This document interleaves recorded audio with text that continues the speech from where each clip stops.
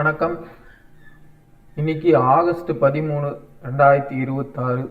இன்னைக்கு நடந்த முக்கியமான கரண்ட் அஃபேர்ஸை நம்ம டிஸ்கஸ் பண்ணிடலாம். ப்ளஸ் நேற்று ஒரு ஸ்டோரி பார்த்துருப்போம்.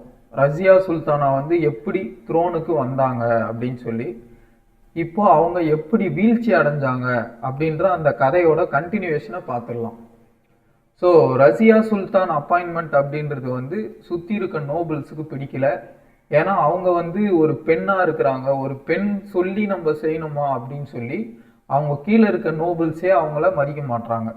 இன்னொரு முக்கியமான விஷயம், ரஜியா சுல்தானா என்ன பண்ணுறாங்கன்னா ஜலாலுதீன் யாக்குத் அப்படின்ற ஒரு இத்தியோப்பிய அடிமையான் அவன் கூட கொஞ்சம் க்ளோஸாக இருக்கிறாங்க.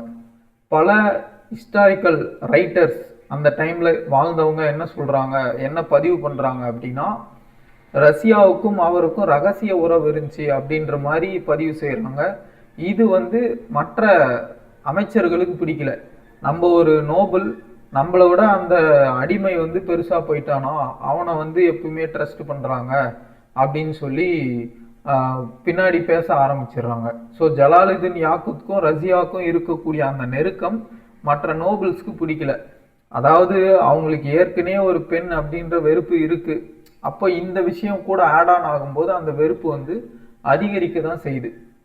அப்போ ரஷ்யாவுக்கு எல்லா வகையிலையும் தொந்தரவுகள் கொடுக்க ஆரம்பிக்கிறாங்க. ஆட்சியை ஸ்மூத்தாக ரன் பண்ண விட மாட்டாங்க. ஸோ இன்னொரு பக்கம் என்ன ஆகுதுன்னா, அல்துனியா இவர் சிறிந்து அப்படின்ற அந்த பகுதியோட ரூலராக இருக்கிறாரு. இந்த ரூலர் அல்துனியா ரஷ்யாவை எதிர்த்து கிளர்ச்சி பண்ணுறதுக்கு ஆட்களை கூட்டி கிளர்ச்சி பண்ணுறாரு. இப்போ ரஷ்யா என்ன பண்ணுறாங்கன்னா, இந்த அல்துனியாவை எதிர்த்து ஒழிச்சு கட்டணும் முதல்ல இவனன்னு சொல்லி டெல்லியிலிருந்து ஒரு படையை கூப்பிட்டுக்கிட்டு அல்துனியாவை நோக்கி ரஜியா சுல்தான் போகிறாங்க. ஸோ இந்த அல்துனியாவுக்கும் ரஷ்யாவுக்கும் நடக்கக்கூடிய இந்த யுத்தம் நெருங்குது, கிட்ட போகிறாங்க. அல்துனியா என்ன பண்ணுறான் அப்படின்னா, ரஷ்யாவை பார்த்த உடனே அழகுல மயங்கிடுறான். சண்டை போடலான்னு கத்தி எடுத்தவன் லவ் பண்ணலான்னு சொல்லி ரோஸ் எடுத்துட்டான் கையில். அப்போ உடனே ரஷ்யா என்ன பண்ணுறாங்கன்னா, இதை யூஸ் பண்ணிக்கிறாங்க. ஓகே, இவனுக்கு நம்ம மேலே ஒரு அட்ராக்ஷன் இருக்குன்னு சொல்லி, எனக்கு டெல்லியில் நிறைய பிரச்சனை இருக்குது, என்னை சுற்றி இருக்க அமைச்சர்கள்லாம் எனக்கு சதிவலை பின்னுறாங்க, நீ உன்னோட படையை கொடுத்து எனக்கு ஹெல்ப் பண்ணைன்னா நம்ம 2 பேரும் சேர்ந்து டெல்லியை ஆட்சி பண்ணலாம் அப்படின்னு சொல்லி ரஷ்யாவும் என்ன பண்ணுறாங்கன்னா அவரை கல்யாணம் பண்ணிக்கிறாங்க. ஸோ 2 பேரும் மேரேஜ் பண்ணிக்கிறாங்க. ஒரு பக்கம் ரஷ்யா ட்ரஸ்ட் பண்ணிக்கிட்டு இருந்த ஜலாலுதீன் யாக்குத்தை அமைச்சர்கள் தனியாக கூப்பிட்டு போய் சூழ்ச்சி பண்ணி அவனை கொலை செஞ்சிடுறாங்க. ஸோ இப்போ ரஷ்யா என்ன பண்ணுறாங்கன்னா, அல்துனியா கூட சேர்ந்து திருமணம் செஞ்சுக்கிட்டு இப்போ 2 பேர் படையும் ஒன்றா சேர்ந்து டெல்லியை நோக்கி அங்கே இருக்கக்கூடிய அமைச்சர்கள் அவங்களோட சூழ்ச்சியை தகர்க்கிறதுக்காக வந்துகிட்டு இருக்கு. எல்லாம் கரெக்டாக பிளான் படி போயிட்டு இருக்கும்போது ஒரு ஹிந்து சோல்ஜர் ஒருத்தர் என்ன பண்ணாரு, இவங்க 2 பேர் சேர்ந்து மறுபடியும் டெல்லிக்கு அவங்களோட ஆட்சியை எஸ்டாப்ளிஷ் பண்ணிட்டா திரும்பவும் முஸ்லிம்களோட ஆட்சி தான் டெல்லியில் வரும், ஹிந்துக்கள் இதுக்கு மேலே ஆட்சியே செய்ய முடியாது அப்படின்ற நிலை வந்துடும் அப்படின்னு சொல்லி என்ன பண்ணுறாங்கன்னா, சில இந்து சோல்ஜர்ஸ் பிளான் போட்டு ரஷ்யாவையும் அல்துனியாவையும் சடனாக ஒரு 20 பேர் அவங்க டென்ட்டில் தங்கிட்டு இருக்கும்போது சடனாக 20 பேர் உள்ளே புகுந்து அட்டாக் பண்ணுறாங்க. சடனாக 20 பேர் வந்த உடனே இவங்களாலையும் என்ன பண்ணுறதுன்னு தெரியாமல் அவங்கக்கிட்ட குத்துப்பட்டு இறந்து போயிடுறாங்க ரஜியா சுல்தான். ஸோ இவங்களோட ஆட்சி பார்த்தீங்கன்னா 3 வருஷம் 6 மாதங்கள் கிட்ட, ஒரு ரவுண்டாக 4 வருஷம் லீடாக இருக்கும். 1236 ஆட்சி கட்டில் அமர்ந்திருப்பாங்க. 1240 ரஜியா சுல்தான் கொலை செய்யப்பட்டிருப்பாங்க. நல்ல மதிநுட்பம் வாய்ந்த திறமையான ஒரு ஆணுக்கு நிகரான திறமை படைத்த ஒரு சுல்தான் தான்.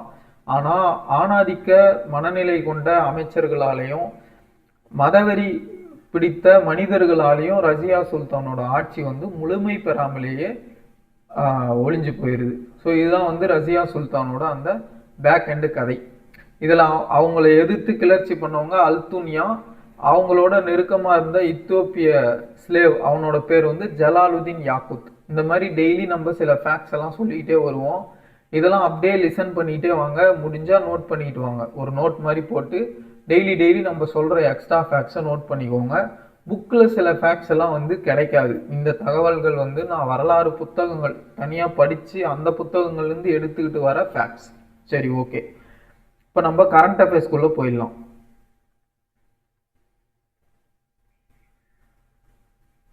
ஸோ இப்போ ரீசெண்டாக வந்து இந்த காவிரி நதிநீர் பங்கீடு தொடர்பாக வந்து என்ன பண்ணியிருப்பாங்கன்னா,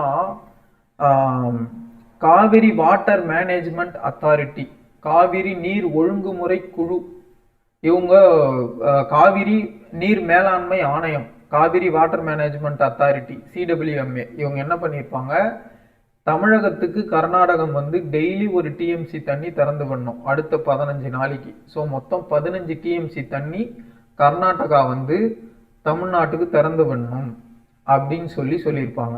இதுக்கு முன்னாடியே வந்து சிடபிள்யூஆர்சி, காவிரி நீர் ஒழுங்குமுறை குழு, ஒழுங்காற்று குழுன்னு சொல்லுவாங்க, காவிரி நீர் ஒழுங்குமுறை குழுன்னு சொல்லலாம். ஸோ அதாவது காவிரி வாட்டர் ரெகுலேஷன் கமிட்டி, இவங்க இதுக்கு முன்னாடியே வந்து 15 டிஎம்சி தண்ணி தமிழ்நாட்டுக்கு திறந்து விடணும் அப்படின்னு சொல்லிட்டு இருப்பாங்க. அவங்க சொன்ன அந்த விஷயத்தை தான் வந்து Kaveri water management authority recognise பண்ணி ஓகே பண்ணியிருக்கோம்.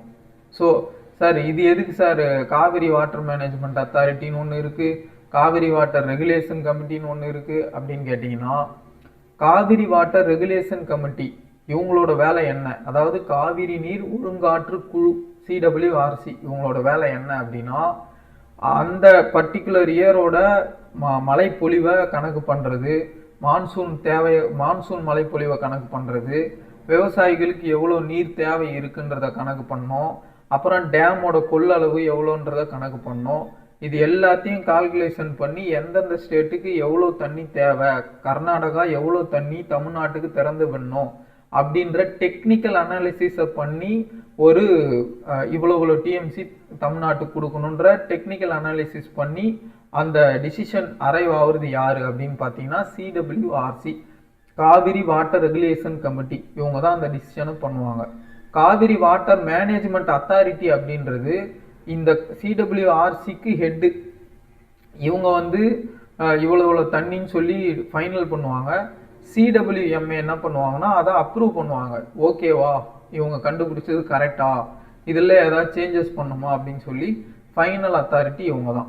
ஸோ சிடபிள்யூஎம்ஏ வந்து ஒரு விஷயத்த சொல்லுது, ஒரு நாளைக்கு ஒரு டிஎம்சி தமிழ்நாட்டுக்கு நீ திறந்து விடணும்னு சொல்லுது அப்படின்னா கர்நாடகா கட்டாயம் அதை ஒபே பண்ணும். இப்போ நார்மல் இயர்னு வச்சிங்களேன், இது வந்து பிரச்சனை இல்லை. நார்மலாக வந்து மழை பெய்யுது அப்படின்னா கர்நாடகாவும் தண்ணியை பிடிச்சி வச்சுக்கிட்டு ஒன்றும் பண்ண முடியாது, திறந்து விட்டுருவாங்க. இப்போ இந்த வருஷம் வந்து எல்னினோ வருஷம், அப்போ நம்மளுக்கு மழை பொழிவே குறைவு, அப்போ அவன்கிட்டயே தண்ணி கம்மியாக தான் இருக்குது. அப்போ இந்த நேரத்தில் அவன் என்ன பண்ணுறான்னா இந்த ஆர்டர்ஸை காம்ப்ளை பண்ண மாட்டான், ஒபே பண்ண மாட்டாங்க. ஏன் அப்படின்னா அவனுக்கே தண்ணி இல்லை. அப்போது இங்கே தான் சிக்கல் உருவாகுது. 2023 கடைசியாக இதே மாதிரி பிரச்சனை வந்துச்சு. எல்லாரும் உத்தரவு போட்டாங்க, சிடபிள்யூஎம்ஏ சொல்லிருச்சு, சிடபிள்யூஆர்சி சொல்லிருச்சு, சுப்ரீம் கோர்ட் சொல்லிருச்சு.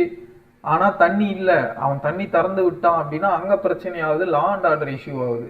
அப்போ தண்ணி அவன் எப்படி திறந்து விட முடியும்? ஸோ இதுதான் இப்போ இருக்கிற சிக்கல். இப்போது கான்ஸ்டியூஷனில் ஒரு 2 மாநிலங்களுக்கு நடுவில் நீர் பங்கீட்டில் பிரச்சனை வந்தால் என்னென்ன ப்ரொவிஷன்ஸ் இருக்குது அப்படிங்கிறத ஒரு ஓவர்வியூ பார்த்துடலாம். இப்போது பாராளுமன்றம் ஆர்டிகல் 262, கான்ஸ்டியூஷனோட ஆர்டிகல் 262 என்ன சொல்லியிருக்காங்க அப்படின்னா, நதிநீர் பிரச்சனைகளுக்கு பாராளுமன்றம் தான் தீர்வு காண வேண்டும் அப்படின்னு ஓப்பனாகவே கொடுத்துருக்காங்க. ஆர்டிகல் 262 6-2க்கு நடுவில் 6, 2 ஸ்டேட்டுக்கு நடுவில் 6 ஒன்றா பிரச்சனை, இப்படி ஞாபகம் வச்சுங்க. ஆர்டிகல் 262 மறக்காது. ஸோ இந்த ஆர்டிகல் பேஸ்டு கொஸ்டின் இப்போ நிறைய கேட்குறாங்க டிஎன்பிசியில். அதனால் நம்ம அப்பப்போ ஆர்டிகல்ஸ் எங்கெங்கெல்லாம் வருதோ அதையும் நம்ம சொல்லி டிஸ்கஸ் பண்ணுவோம் கிளாஸில். ஸோ இந்த ஆர்டிகல் 262 என்ன சொல்லுது அப்படின்னா, பாராளுமன்றம் மட்டும்தான் நதிநீர் பங்கீட்டில் தலையிடணும் அப்படின்னு சொல்லுது. பாராளுமன்றம் ஒரு சட்டம் இயற்றி 2 ஸ்டேட்டுக்குள்ளே இருக்கக்கூடிய நதிநீர் பங்கீடு பிரச்சனையை வந்து அதுதான் சரி பண்ணும் அப்படின்னு சொல்லுது.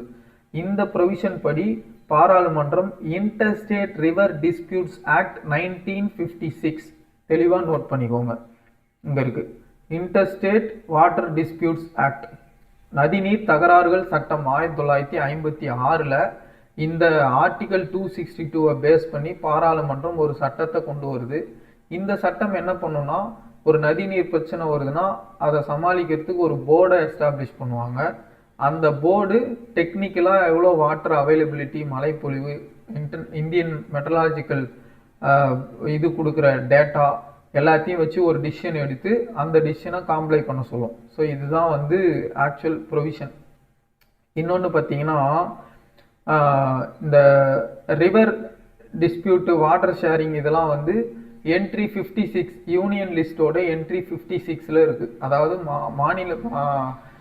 மத்திய அரசோட மத்திய பட்டியலில் ஒன்றிய பட்டியலில் என்ட்ரி 56ல் இந்த வாட்டர் ஷேரிங் பற்றியும் இருக்குது. இது கான்ஸ்டியூஷன் ஷெட்யூல் 7ல் நீங்கள் பார்த்தா தெரியும். State list, union list, concurrent list, மாநில பட்டியல், ஒன்றிய பட்டியல், பொதுப்பட்டியல் 3 பட்டியல் இருக்கும் ஷெட்யூல் 7ல். அதில் ஒன்றிய பட்டியலில் 56வது என்ட்ரி பார்த்தீங்கன்னா வாட்டர் ஷேரிங் பற்றி வரும். இதெல்லாம் கான்ஸ்டியூஷனில் இருக்கக்கூடிய ப்ரொவிஷன். இந்த ப்ரொவிஷனை ஃபாலோ பண்ணி தான் இன்டர்ஸ்டேட் ரிவர் டிஸ்பியூட்ஸ் ஆக்ட் 1956 கொண்டு வராங்க. இந்த ஆக்ட் படி தான் நம்ம நிறைய போர்ட்ஸ் எல்லாம் எஸ்டாப்ளிஷ் பண்ணி இந்த சிடபிள்யூஎம்ஏ சிடபிள்யூஆர்சிலாம் கோர்ட் தீர்ப்புல எஸ்டாப்ளிஷ் ஆனது. இப்போ உங்களுக்கு இன்னொரு டவுட் வரலாம், சார் இப்போ பார்லிமெண்ட் தானே தலையிடணும், ஒரு ரிவர் டிஸ்பியூட்னா பார்லிமெண்ட் தானே தலையிடணும், அப்புறம் ஏன் அடிக்கடி கோர்ட்டுக்கு போகிறாங்க அப்படின்னு நீங்கள் கேட்டிங்கன்னா, இப்போ இந்தியாவோட ஃபைனல் கான்ஸ்டியூஷனல் அத்தாரிட்டி யாருன்னு கேட்டிங்கன்னா கோர்ட்டு தான், சுப்ரீம் கோர்ட்டு தான். இப்போ சிடபிள்யூஆர்சி ஒரு இது சொல்லுது, ஒரு நாளைக்கு ஒரு டிஎம்சி திறந்து விடுன்னு. சிடபிள்யூஎம்ஏ அதை அக்செப்ட் பண்ணுது, அதையும் கர்நாடகா கேட்கல. இப்போ நம்மளுக்கு என்ன வழி இருக்குது? கோர்ட்டுக்கு தான் போயாகணும், வேற வழியே இல்லை. Court contempt of the court அந்த மாதிரி எதாவது மிரட்டி அவங்கள பணிய வச்சாதான் உண்டு. அதனால தான் வேற வழி இல்லாமல் நம்ம சுப்ரீம் கோர்ட்டுக்கு போகிறோம். ஆக்சுவலாக கான்ஸ்டியூஷனல் மேக்கர்ஸ் அவங்களோட விஷன் என்ன அப்படின்னா, இன்டர்ஸ்டேட் இந்த வாட்டர் டிஸ்பியூட்டை டீல் பண்ணுறதுன்றது வந்து டெக்னிக்கலான விஷயம். இப்போ 2 பேருக்கு சண்டை, இதில் எவன் தப்பு பண்ணோம் அப்படின்ற டிசிஷன் எடுக்கிறது வந்து ஈஸி. இது எமோஷன் சம்மந்தப்பட்ட விஷயம். இதுக்குன்னு பர்டிகுலர் லா இருக்குது, எல்லாம் இருக்குது, அதை வச்சு நம்ம டிசிஷன் எடுத்துடலாம். 2 பேர் யார் தப்பு பண்ணாங்க, அதுக்கு ப்ரூஃப் இருக்கா, இதை வச்சு தீர்ப்பு கொடுத்துடலாம். ஆனால் நதிநீர் பங்கீடுன்றது எமோஷன் சம்மந்தப்பட்ட விஷயம். அதை வந்து நீங்கள் வெறும் லா படி சுப்ரீம் கோர்ட்டோட அந்த மைண்ட் செட்டில் அதை அணுக முடியாது. அப்போ எந்த ஸ்டேட்டுக்கு எவ்வளோ தண்ணி தேவை இருக்குது, ட்ரிங்கிங் வாட்டர் முக்கியமா, இரிகேஷனுக்கு இம்பார்ட்டன்ஸ் கொடுக்குறதா, தண்ணி குறைவாக இருக்கக்கூடிய அந்த நேரங்களில் இதெல்லாம் கன்சிடர் பண்ணி தான் ஒரு டிசிஷன் எடுக்கணும். அதுக்கு நிறைய டெக்னிக்கல் எக்ஸ்பர்டைஸ் தேவைப்படுது. எவ்வளோ மழைப்பொழிவு, அதோட அளவு என்ன, இப்போ எவ்வளோ டேமில் கொள்ளளவு இருக்குது, எவ்வளோ விவசாயம் எவ்வளோ ஏக்கரில் நடக்குது, அதுக்கு எவ்வளோ தண்ணி தேவைப்படும், 2 ஸ்டேட்டுக்கும் எவ்வளோ தண்ணி தேவைப்படும், இந்த மாதிரி வந்து டெக்னிக்கல் விஷயங்கள் நிறைய இருக்குது. ஸோ அப்போ லீகலாக இருக்கக்கூடிய சுப்ரீம் கோர்ட் டெக்னிக்கலாக இருக்கக்கூடிய இந்த விஷயங்களில் எக்ஸ்பர்டைஸ் இருக்காது. அதனால தான் பார்லிமெண்ட்டுக்கிட்ட இந்த பொறுப்பை ஆர்டிகல் 262ல் ஒப்படைக்கிறாங்க. அதுபடி தான் இந்த interstate river disputes act 1956 form பண்ணுறாங்க. இதுபடி தான் நிறைய நதிநீர் பங்கீட்டு ஆணையங்கள், காவிரி வாட்டர் டிஸ்பியூட் ட்ரைபுனல் அப்படின்னு சொல்லியே ஒரு தீர்ப்பாயத்தை ஃபார்ம் பண்ணியிருப்பாங்க. 2007 இந்த ட்ரைபுனலை ஃபார்ம் பண்ணியிருப்பாங்க. அந்த ட்ரைபுனலும் எப்பப்பெல்லாம் எவ்வளோ தண்ணி கர்நாடகாவுக்கும் தமிழ்நாட்டுக்கும் பிரிச்சுக்கணும்னு தெளிவாக ஒரு வரையறையை கொடுத்துருக்கு. அதை கர்நாடகா ஃபாலோ பண்ணலங்கிறதுனால தான் நம்ம கோர்ட்டுக்கு போனோம். கோர்ட்டுக்கு போன அப்புறம் கோர்ட்டு சிடபிள்யூஎம்ஏ சிடபிள்யூஆர்சின்னு 2 பாடியை எஸ்டாப்ளிஷ் பண்ணிச்சு. இப்போ அவங்க சொல்கிறதையும் இவங்க கேட்கல அப்படின்றதான் பிரச்சனை. இப்போ நம்ம இவ்வளோ தண்ணி திறந்து விட சொல்லி இவங்க சொல்லிட்டாங்க, அதை வந்து கர்நாடகா காம்ப்ளை பண்ணுதான்னு கேட்டால் பதில் இல்லை. இன்னும் காரணம் என்னன்னா, இது டிஸ்ட்ரஸ், அவன் காம்ப்ளை பண்ணுறது கஷ்டம். அதுதான் இப்போ நம்மளோட சுச்சுவேஷன். சரி, இதுக்கு தீர்வே இல்லையா, இப்படியே தான் அந்த காவிரி பிரச்சனை போயிட்டே இருக்குமா அப்படின்னு கேட்டிங்கன்னா, இந்த ஜூன் டு செப்டம்பர் இந்த மாதங்களில் தான் நம்ம காவிரி தண்ணி திறந்து விடுவானான்னு எதிர்பார்த்துட்டு இருக்கிறோம். ஏன்னா நம்மளோட குறுவை சாகுபடி அப்போ தான் நடக்கும். இப்போ இதுக்கு தீர்வு என்னன்னு கேட்டிங்கன்னா, நம்ம அரிசி பயிர்லேருந்து கொஞ்சம் கொஞ்சமாக மூவ் ஆன் ஆகிறது நல்லது. ஏன்னா இன்னைக்கு சுச்சுவேஷன் காலகட்டம் மில்லட்ஸு ஹை ப்ரோட்டீன் ஃபுட்டை நோக்கி நம்மெல்லாம் போயிட்டுருக்கோம். ஏன்னா அரிசி உணவு அப்படின்றது இதுக்கு முன்னாடி கடின உழைப்பு நம்ம செஞ்சிட்டு இருக்கும்போது அந்த உணவு பழக்கம் நம்மள்ட்ட இருந்தது. பட் இப்போ ட்ரெண்டு மாறுது. ஸோ நீங்கள் மில்லட்ஸு, இந்த வரகு, இதுக்கெல்லாம் இப்போது மதிப்பும் மார்க்கெட்டில் அதிகமாக கிடைக்குது. அதுக்கு தண்ணியோட தேவையும் கம்மி. அப்போ நம்ம என்ன பண்ணுறது, இவனை நம்பிட்டு இருக்கிறதுக்கு பதிலாக நம்ம கொஞ்சம் மாற்றிக்க வேண்டியது தான். விவசாயிகள் கொஞ்சம் பயிரை மாற்றலாம், அது ஒரு வழி. இன்னொன்று, இரிகேஷனில் மாற்றங்கள் கொண்டு வரணும். சிஸ்டம் ஆஃப் ரைஸ் இன்டென்சிஃபிகேஷன் ஒரு டெக்னிக் இருக்குது. இதை யூஸ் பண்ணிங்கன்னா நீங்கள் அரிசியே பயிர் பண்ணாலும் இப்போ தேவைப்படுற தண்ணியிலேருந்து ஒரு 20லேருந்து 30% நம்ம குறைச்சிக்கலாம். அப்போ நீரோட தேவை நம்மளுக்கு குறைஞ்சிரும். இது ஒரு வழி. இன்னொன்று, உங்களுக்கு இந்த சிஸ்டம் ஆஃப் ரைஸ் இன்டென்சிஃபிகேஷன் படி நீங்கள் நெல் வளர்த்தீங்கன்னா உங்களுக்கு ஒரு ஏக்கருக்கு 30 மூட்டை கிடைக்கிற இடத்துல 60 மூட்டை 70 மூட்டை கூட கிடைக்கும். ஆந்திராவில் ஒருத்தர் 90 மூட்டை எடுத்துருக்கிறார். இதெல்லாம் நார்மல் கல்டிவேஷனில் பாசிபிள் இல்லை. ஸோ தண்ணியோட தேவையும் குறையும், உற்பத்தியும் பெருகும். இந்த மாதிரி மாற்று விவசாய முறைகளை நோக்கி நம்ம போகணும். அதுதான் சரியா இருக்குமே தவிர்த்து அவன் தண்ணி தரலன்னு அவன் மேலே கேஸை போட்டுன்னு அவங்ககிட்டயே சண்டை போட்டுக்கின்னு அது டெம்பரவரி தீர்வு தான். இந்த பிரச்சனைக்கு நிரந்தர தீர்வு என்னன்னா நம்மளை மாற்றி ஆகணும். வேற வழியே இல்லை. தண்ணி எமோஷனான இஷ்யூ. யாராக இருந்தாலும் தண்ணி கொடுக்க மாட்டாங்க. உங்கள் வீட்டிலேயே தண்ணி இல்லை, நீங்கள் பக்கத்து வீட்டுக்காரன் தாகமாக இருக்கு குடுன்னு கேட்டால் குடிப்பீங்களா? ரொம்ப சிம்பிள் லாஜிக். இதுக்கு சண்டை போடுற விவசாயிங்களே எக்ஸாம்பிளாக எடுத்துக்கலாம். அவங்க வீட்டிலே தண்ணி இல்லை, பக்கத்து வீட்டுக்காரனுக்கு அவங்க தண்ணி கொடுப்பாங்களா? அப்போ அவன்கிட்ட போய் நம்ம சண்டை போடுறதுனால நம்ம எனர்ஜி வேஸ்ட். அப்போ அந்த எனர்ஜியை டைவெர்ட் பண்ணி ஆக்கப்பூர்வமாக நம்ம என்ன செஞ்சு நம்மளை பாதுகாத்துக்கலான்றதான் பார்க்க முடியும். அதுதான் ப்ராக்டிக்கலான அப்ரோச்சாக இருக்கும். பட் ஒரு அரசு இதை ஓப்பனாக சொன்னால் எமோஷன்ஸ் இது அப்போ நீ என்னை காப்பாற்ற மாட்டியா, நீ என்ன இப்படி பேசுகிறன்ற மாதிரி எமோஷ்னல் இஷ்யூஸ் இதில் நிறைய இன்வால்வ் ஆகிருக்கு. பட் ஆனால் ப்ராக்டிக்கலான அப்ரோச் பார்த்தீங்கன்னா நம்மளை காப்பாற்றிக்கணுங்க. அல்டிமேட் அதுதான். அப்போது ஃபஸ்ட்டு நம்ம மைக்ரோ இரிகேஷன், இந்த சிஸ்டம் ஆஃப் ரைஸ் இன்டென்சிஃபிகேஷன் நோக்கி போனோம். மாற்று பயிர்களை நோக்கி போகணும். நீர் அதிகமாக தேவைப்படாத மாற்று பயிர்களை நோக்கி தமிழக காவிரி டெல்டா பகுதி விவசாயிகள் கட்டாயம் போகணும். அது ஒன்று. இன்னொன்று, திருமதி சௌமியா அன்பிமணி அவர்கள் சட்டமன்றத்தில் நிறைய நல்ல சொல்யூஷன்ஸ் கொடுத்துருந்தாங்க. அவங்க என்ன சொல்கிறாங்கன்னா நிறைய செக் டேம்ஸ் கட்டணுன்றாங்க. ஃபார் எக்ஸாம்பிள் 2023 நம்மளுக்கு நீர் வரத்து ரொம்ப கம்மி. அப்போது நீங்கள் செக் டேம் கட்டி வச்சுருந்தீங்கன்னா அதிகமாக சில டைம் மழை பெய்யும். 24, 25 நிறைய மழை கொஞ்சம் எக்ஸ்ட்ரா பெஞ்சு. அப்போ அந்த மழையை செக் டேமில் நீங்கள் ஸ்டோர் பண்ணிக்கலாம். அதை இந்த மாதிரி டைமுக்கு யூஸ் பண்ணிக்கலாம். ஸோ இப்படி பண்ணுறதின் மூலமாகவே 100 TMC தண்ணி நம்மளுக்கு கிடைக்கும் அப்படிங்கிறாங்க. பட் ஆனால் செக் டேம் கட்டுறதுன்றது ரொம்ப ஃபைனான்ஷியலாக நிறைய ஃபண்டு தேவைப்படும் நம்மளுக்கு. ஆல்ரெடி ஜிஎஸ்டி வந்ததுக்கப்புறம் ஸ்டேட்ஸுக்கு டேக்ஸ் போடுற அத்தாரிட்டி இல்லைன்னும் போது நிறைய ஃபண்டிங் நம்ம சென்டரை டிபெண்ட் பண்ணி இருக்கிற மாதிரி ஆயிடுச்சு. இதில் இன்னொன்று பக்கம் மைனிங் ரிலேட்டடுக்கான டேக்ஸும் சென்ட்ரல் கவர்மெண்ட் கண்ட்ரோலுக்கு போகும்போது அதில் ஒரு 4000 கோடி நம்மளுக்கு நஷ்டமாகும். அப்போ நம்மளுக்கு ஃபண்டிங் ஒரு பக்கம் குறைஞ்சிக்கிட்டே வருது. அப்போ சென்ட்ரல் கவர்மெண்ட் ஹெல்ப் பண்ணால் தான் நம்ம செக் டேம் கூட கட்ட முடியும். அதுதான் இன்றைக்கி சுச்சுவேஷன். ஸோ அப்போ ப்ராக்டிக்கலாக பார்த்தீங்கன்னா விவசாயிகள் மாற்று பயிரை நோக்கி போகிறது தான் நல்லதாக இருக்கும், சரியாக இருக்கும். இது அவங்கக்கிட்ட விழிப்புணர்வு ஏற்படுத்தணும். அது இல்லாத குடிமராமத்து பணிகளை பண்ணலாம். அங்கே இருக்கக்கூடிய ஏரிகளை 1 மீட்டர் அளவுக்கு நீங்கள் ஆழப்படுத்தினாவே 150 TMC எக்ஸ்ட்ரா நம்மளால் சேமிக்க முடியும் அப்படின்னு சொல்லி திருமதி சௌமியா அன்புமணி அவர்கள் சொல்கிறாங்க. ஸோ அது ஒரு பாசிபிளான விஷயம். இதெல்லாம் ப்ராக்டிக்கலான சொல்யூஷன்ஸ். இது நம்மளாலே செய்ய முடியும். செக் டேமை விட்டுருங்க, அது பெரிய ப்ராஜெக்ட். குடிமராமத்தை நம்மளே செய்யலாம். இந்த விபிஜி ராம் திட்டத்தில் 150 நாள் ஏரி வேலை, அந்த திட்டத்தை யூஸ் பண்ணி செக் டேம்ஸ் நம்ம கட்டலாம். அடுத்து பார்த்தீங்கன்னா இந்த மாற்று பயிர்களை நோக்கி போகலாம்.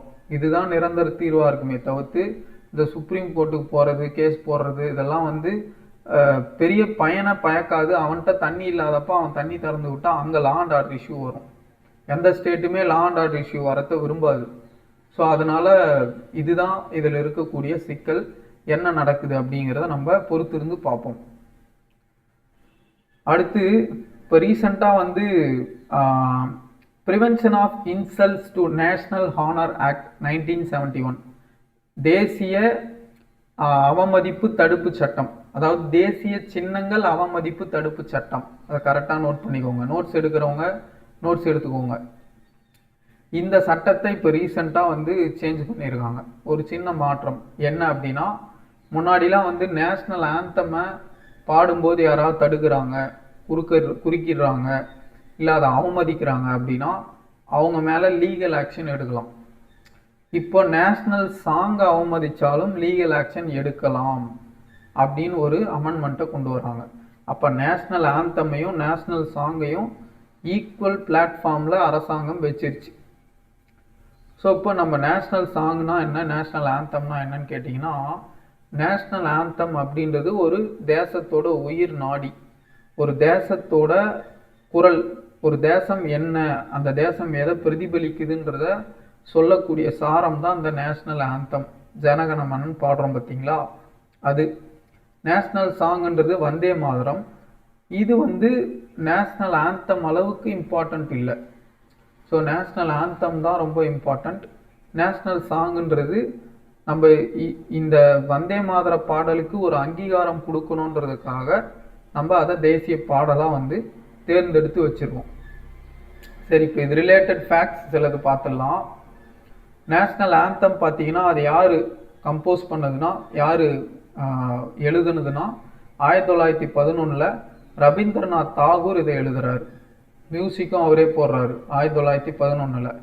அடுத்து இது எப்போ அடாப்ட் பண்ணுறாங்க லீகலாக அப்படின்னா, கான்ஸ்டியூஷன் அசம்பிளி ஜனவரி 24, 1950 லீகலாக அக்செப்ட் பண்ணுறாங்க. எவ்வளோ நேரம், எத்தனை செகண்ட்ஸ் நீங்கள் நேஷ்னல் ஆந்தம் பாடணும் அப்படின்னா 52 செகண்ட்ஸ்க்கு நீங்கள் பாடணும். அதுக்கு மேலேயும் போகக்கூடாது, அது கீழேயும் வரக்கூடாது. அந்த டோனில் கரெக்டாக 52 செகண்ட்ஸ் வந்து இந்த நேஷ்னல் ஆந்தமை நீங்கள் பாடணும். அடுத்து பார்த்தீங்கன்னா நேஷ்னல் சாங், இதை யார் கம்போஸ் பண்ணாங்க அப்படின்னா பங்கிம் சந்திரா சட்டோபாத்யா. இவர் 1870களிலே இந்த பாடலை கம்போஸ் பண்ணுறாரு. அந்த காலத்தில் குயின் பற்றி ஒரு பாட்டு வரும், அதை தான் பாடுவாங்க. அது என்ன, அவங்க மகாராணியை பற்றி நம்ம எதுக்கு பாடணும், நம்மளோட தேசத்துக்குன்னு ஒரு பாட்டு இருக்கணும்னு 1970லேயே பங்கிம் சந்திரா சட்டோபாத்யா யோசிச்சு ஒரு பாட்டு எழுதியிருப்பாரு.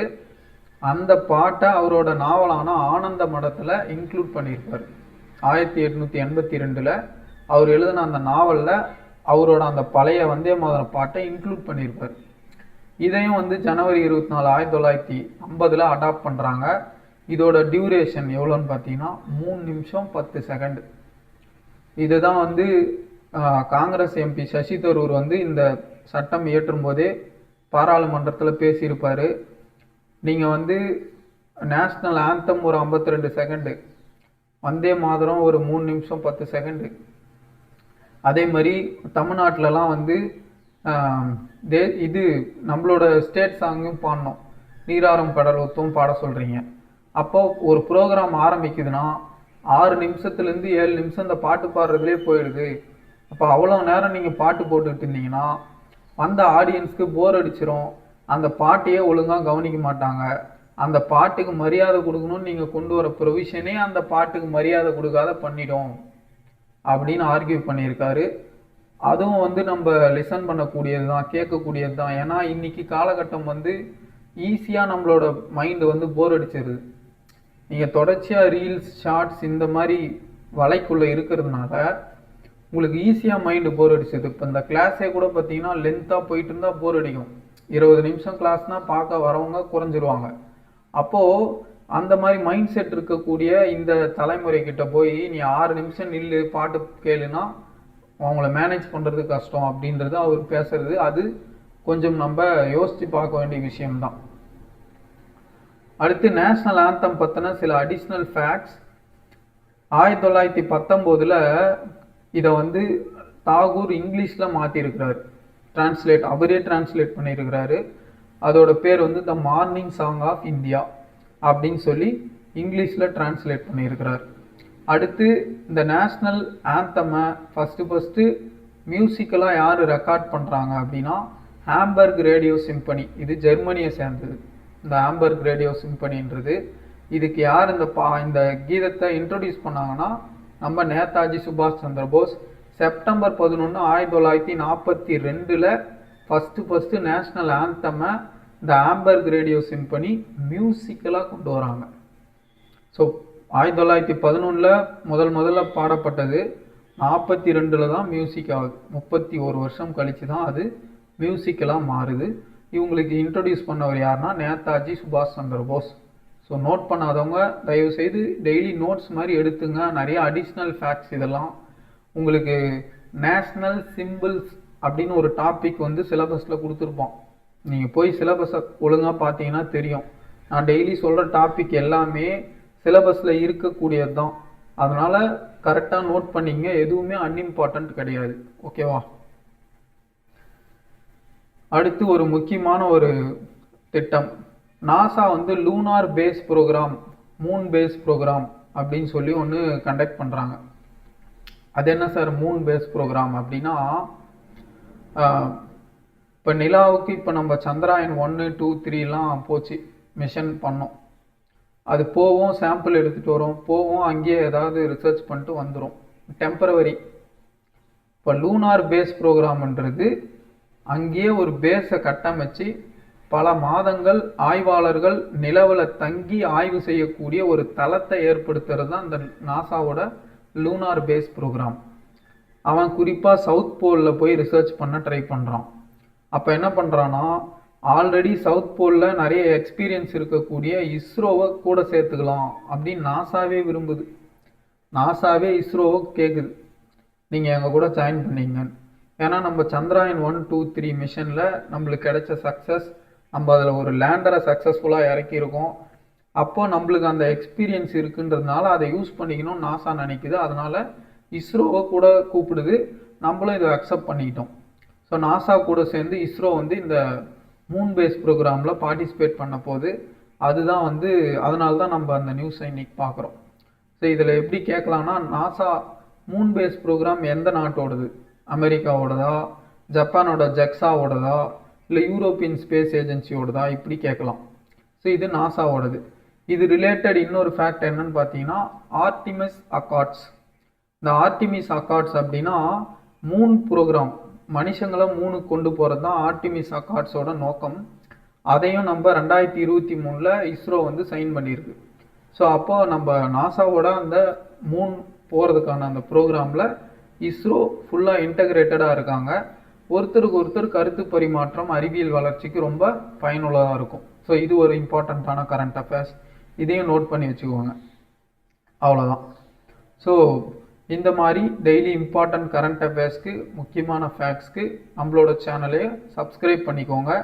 உங்களோட ஃப்ரெண்ட்ஸ்க்கும் முடிஞ்சால் ஷேர் பண்ணுங்கள். அதே மாதிரி இன்னொரு முக்கியமான ஒரு இம்பார்ட்டன்ட் ஃபேக்ட் இதில் நான் சொல்ல இருந்தாலும் நோட் பண்ணிக்கங்க. Prevention of Atrocities Against SC/STs Act 1989. இந்த ஆக்டில் ஒரு 2 years முன்னாடி சுப்ரீம் கோர்ட் ஒரு தீர்ப்பு கொடுத்துச்சு. இதில் வந்து அன்வான்டாக எஃப்ஐஆர் பதியாதீங்க அப்படின்ற மாதிரி. அதுக்கு SC/ST பீப்புள்கிட்டேருந்து பெரிய ப்ரொட்டஸ்ட் வந்துச்சு. ஏற்கனவே இதில் கன்விக்ஷன் கம்மி, இதில் அரெஸ்ட் ஆகிறவங்கள குறைச்சிரும் எஃப்ஐஆர் போடாதுன்னு சொன்னான்னு சொல்லி பிரச்சனையாச்சு. ஸோ அது வந்து ஸ்டடி பண்ணுறதுக்கு ஒரு குழு போட்டாங்க. அந்த குழு வந்து சில ரெக்கமெண்டேஷன்ஸை இந்த ஆக்டை பற்றி கொடுத்துருக்கு. நம்ம அந்த ரெக்கமெண்டேஷன்லாம் பார்க்க தேவையில்ல. Prevention of atrocities against SC/STs act 1989 இயற்றப்பட்ட சட்டம். இந்த சட்டம் எந்த வருஷம் வந்துச்சு இப்படின்றது தெரிஞ்சுக்கிட்டிங்கன்னா போதும். ஓகேவா? So thank you. நாளைக்கு கிளாஸில் மீட் பண்ணலாம்.